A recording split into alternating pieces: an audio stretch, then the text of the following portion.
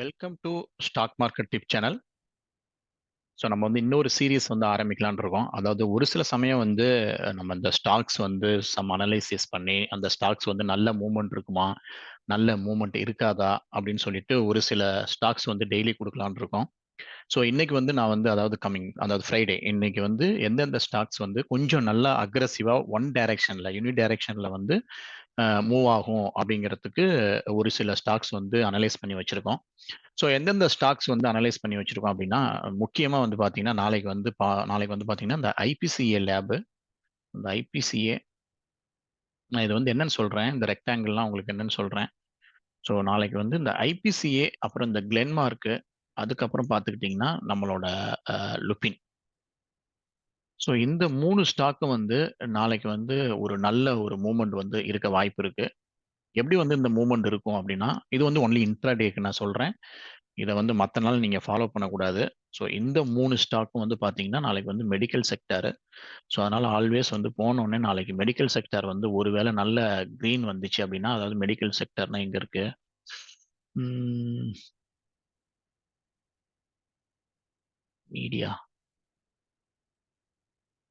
Energy, pharma. So pharma sector. இந்த pharma செக்டார நாளைக்கு பாருங்க. இந்த ஃபார்மா செக்டார் வந்து நாளைக்கு எப்படி வந்து நல்ல கிரீன்ல இருக்கா, இல்ல நல்ல ரெட்ல இருக்கா அப்படிங்கிறத கிளியரா பார்த்துக்குங்க. ஸோ கிளியரா பார்த்துட்டு அதுக்கப்புறம் நம்ம இந்த 3 ஸ்டாக்க பாருங்க. ஐபிசிஏ லேப், கிளென்மார்க், அதுக்கப்புறம் எடுத்துக்கிட்டிங்கன்னா லுபின். இந்த 3 ஸ்டாக் பாருங்க. இந்த 3 ஸ்டாக்குமே ஒரு நல்ல மூவ்மெண்ட் இருக்க வாய்ப்பு இருக்கு. எப்படி மூவ்மெண்ட் இருக்க வாய்ப்பு இருக்கு அப்படின்னா, இங்க ஒரு ரெக்டாங்கிள் போட்டிருக்கேன் பார்த்தீங்களா? ஸோ இந்த ரெக்டாங்கிள ஒருவேளை அப் சைட்ல கிராஸ் பண்ணுச்சுன்னா, அதாவது மேல் சைட்ல கிராஸ் பண்ணி ஒரு கன்ஃபர்மேஷன் கேண்டில் கிடைச்சதுன்னா, ஃபார் எக்ஸாம்பிள் நாளைக்கு வந்து மார்க்கெட் வந்து ஓப்பன் ஆகுது. நாளைக்கு வந்து மார்க்கெட் இந்த இடத்துல ஓப்பன் ஆகுதுன்னா வச்சுக்கோங்க. ஓப்பன் ஆயிட்டு இந்த இடத்த இப்படி கிராஸ் பண்ணுது. கிராஸ் பண்ணிட்டு அதுக்கப்புறம் இன்னொரு கேண்டில் கன்ஃபர்மேஷன் நான் கிரீன்ல போட்டுக்கிறேன். இப்படி ஒரு கன்ஃபர்மேஷன் கேண்டில் கிடைச்சதுன்னா, இது வந்து கண்டிப்பா வந்து ஒரு 150 டு ஒரு 160 ஜோன் வரைக்கும் போக வாய்ப்பு இருக்கு. அப் சைட்ல. இது ரெக்டாங்கிளுக்கு அப்பர் சைட்ல வந்து பிரேக் அவுட் ஆனிச்சுன்னா. ஒருவேளை இந்த ரெக்டாங்கிளுக்கு லோவர் சைட்ல வந்து பிரேக் அவுட் ஆனிச்சு அப்படின்னா, நமக்கு வந்து கண்டிப்பா வந்து ஒரு இப்ப கரண்ட் பிரைஸ் என்னது ஒரு 33 இருக்கு. ஸோ கண்டிப்பா வந்து ஒரு 30 பாயிண்ட் ஒரு 110. ஸோ இந்த ஜோனு கிட்ட வரத்துக்கு வாய்ப்பு இருக்கு. ஸோ அதனால தான் நான் உங்களுக்கு இந்த ரெக்டாங்கிள் வந்து போட்டிருந்தேன். அதுக்கப்புறம் அதுல ஒரு குட்டி ரெக்டாங்கிள் ஒன்று போட்டிருப்பேன். அந்த குட்டி ரெக்டாங்கிள் எதுக்காகன்னா, இங்க பாருங்க ஒரு சின்ன ரெக்டாங்கிள் போட்டிருப்பேன். என்ன அப்படின்னா, ஒரு சில சமயம் இந்த இடத்துல இப்படி ஓப்பன் ஆயிட்டு, ஸோ இது வரைக்கும் வரலாம். இந்த இடத்துல வந்துட்டு அதுக்கப்புறம் வந்து சப்போர்ட் எடுத்துட்டு மறுபடியும் இப்படி மேல போலாம்.